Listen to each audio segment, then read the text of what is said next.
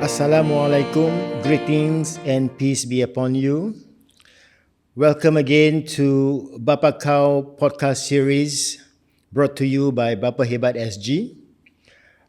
This program is sponsored by Community of Leaders Forum and supported by Yayasan Mendaki. Our theme for this year's podcast series is Ayahku, which means my father. And we have guests, our esteemed guests have been on the show talking about their respective father, their sacrifices, the values and the lessons learned from having such a father figure in their family. However, today's episode is a little bit different, somewhat special, because we have a guest who would be sharing his experiences growing up with an absent father. The scars and the journeys that he had to endure growing up has somewhat affected his life, his character as a father himself. But there is a pot of gold at the end of the rainbow. So you just have to watch till the end of this episode to know more about the stories. First, let me introduce you to our esteemed guest, Mr. Ramlan. Hi, Selamat datang. thank you for having me. Sorry. Welcome. Ramlan is also known as Ramlan Rambo to his circle of friends. Where does this word Rambo comes from? Back during my ITEs days, so my friend started to call me Ram, then slowly become Ram, then after that it become Rambo. Due to the first three letter in my name, so they started from So there. it's got nothing to do with your No. military experience or the movies. I'm kind of into the movie also, lah, but yeah.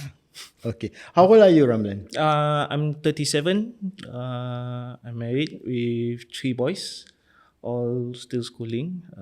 8, 6, and 4 years old. Wonderful. Alhamdulillah. All boys. Okay. And what do you do for a living? Currently, I'm working as a pest control. Okay. Yeah. All right. Now,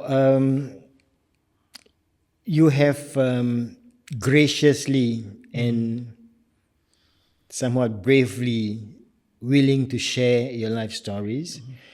And of course, your father is still alive. Yes. And,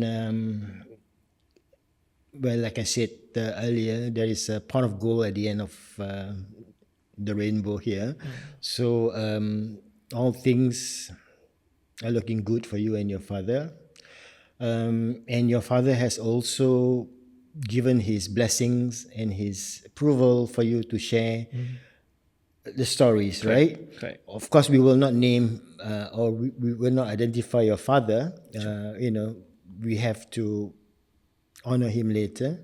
So let's start with a bit of your stories growing up. How many siblings you have? Where did you grow up? What your father did for a living previously? So basically, I grew up in Pasir Ris. That is where I can remember as much as I possible can. Because according to my late mom, we stayed in quarters in Queensway. But I got no memories of there because I was too young. So I was grew up in Pasir Ris for at least 10 to 11 years. And I school at Pasir Ris Primary School. I have 4 siblings, including me. I'm the second one. First one is my elder brother. The third is my sister. And the last one is my younger brother. So from there on, my dad was transferred to, I would say, different department, somewhere in closer to Woodlands. So we have to move over to Woodlands. What was he doing? When he was a retired firefighter. So at that time, he was a firefighter, Yeah, full time. a full time firefighter. And how old was he when you were born? I guess about 30ish, early 30ish. Early Because 30s. Yeah. I was born in 1989. Okay. Mm, So he was in his 30s lah, yeah. early 30s. Yeah. Okay. Now, can you, before we dwell into the things that are not so pleasant, right? Um, can you share with us your fondest memories of your father growing up? You know, like Mm. what you remember him Oh, most. Yeah. when we stayed at Pasir Ris, we are pretty close with Pasir Ris Beach. So most of the time, over the weekends, we'll go to the Pasir Ris Park. We fishing overnight, camping. Those are memories that I will never forget, which I intend to do with my kids also lah in the future. So that is the thing that me and my siblings, we are looking forward to. Go to the beach, play with the sand, build sand castle, barbecue. So those are And your father unforgettable. brought Yeah, you and your siblings it there. is like a routine for us, I would say. How often? It's like every weekend, every month, Every weekend, if I would say. every weekend. Yeah, it depends. Usually, you go to my late grandparents' house. At times, you go to the Pasir Ris Park overnight. Depends on the situation. So he enjoyed doing that. Yeah, he loved fishing. He Right. loved fishing. Okay. Then there is where I pick up one of his skill from his hobby. Now it's part of my hobby also, which I have Okay. a few lists down the list. How old were So you when? How old were you then when these activities I were would say I going think on? about my within primary one to primary two, so 8 years old, somewhere there. So when I start to get into the hobby where he loves fishing, it was a bit older lah. I think about my teenage life because fish hooks, so he don't dare to let me handle scared I poke myself. So a bit later on, then he start to teach me. Then that is where I start to have the interest in fishing also. So he was kind of involved in your During growing up that years. time, Yeah. during that point of time, he was quite involved. He also at the same time he was quite a hardworking person. Knowing that as a firefighter, he has a 12-hour shift, 2 days off, 2 days work. So when we get to spend time with him, we really spend time with him. Yeah. It's precious moments. Yeah? Yes. So the our favorite, me and my three siblings, that time my younger brother wasn't around yet. So our favorite memories with him, whenever he lie down flat on the floor, three of us will just climb on top his back. We will just walk around his back, and Wow. he will just allow us to do that Oh, because he okay. so called, it's like a massage for him lah. And me and my three siblings, we enjoy doing that. Yeah. So when did the trouble start? When we start to move over to Woodlands, due to his have to transfer to Jurong Island, so it's a bit quite a distance for him to go back from Pasir Ris to Jurong. So we decided to move to Woodlands, but unfortunately back then I was still schooling in Pasir Pasir Ris. Ris. So it took quite some time for me to get another school which is nearby where we are staying at Woodlands at that point of time. So from there, it started. I would say, yeah, I would say troubles in the family. Okay. You want to share some of these Uh, troubles? what he's facing, we don't know because he never share. He don't share. He usually when he comes back home, he just keep it to himself. I assume that he shared with my late mom, but knowing that we are still young, we may not understand.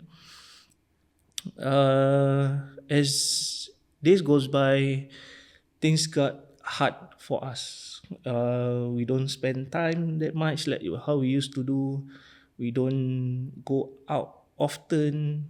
We hardly go to my late grandparents' house together. Yeah. So usually if my dad is not around, we'll go with my late mom, yeah, to visit my grandparents. So the activity that we used to do together is faded off slowly.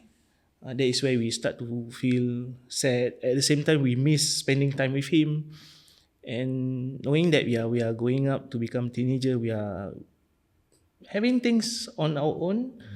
So maybe that's where we can see that my dad thinks that we neglected him.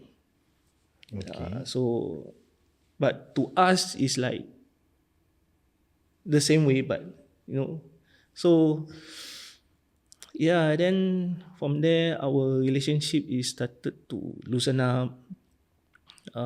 We rarely communicate, talk or share anything to each other.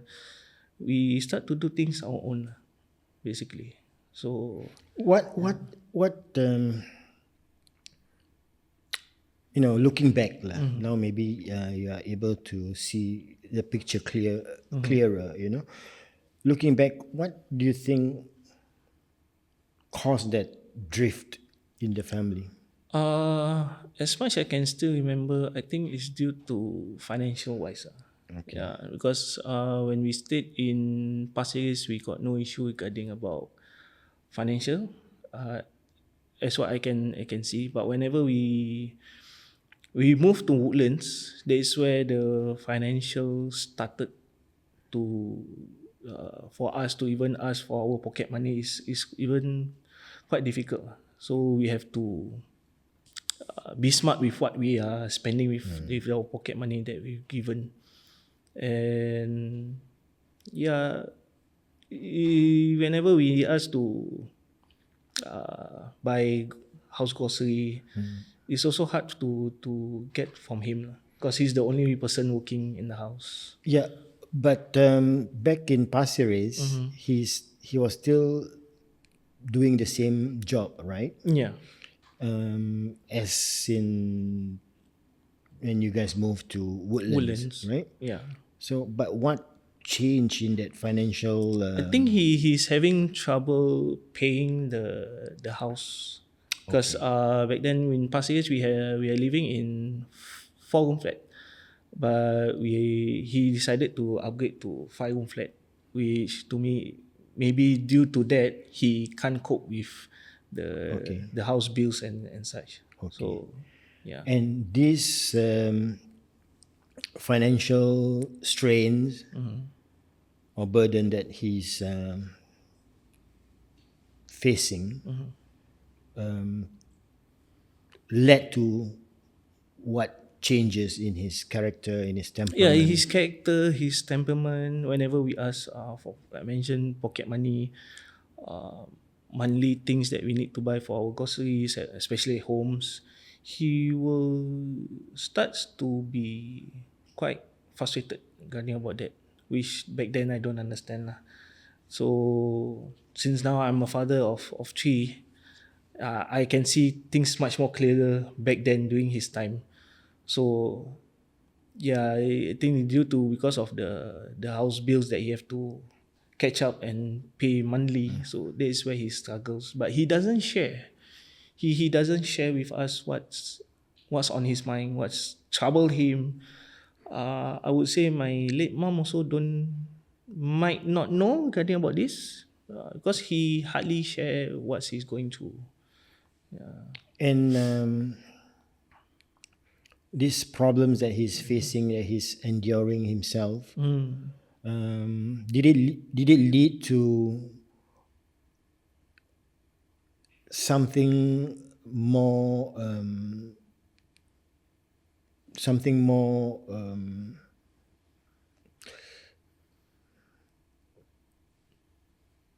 did it lead to an unacceptable behavior on his part? Like did he Yes. become Yes. abusive?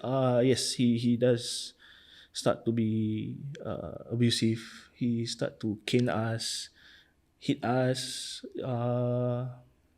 when it's, especially when it involve money lah, basically.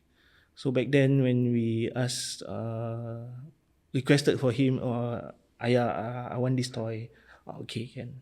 But things change when we move house, where he needs to pay the house bills and such.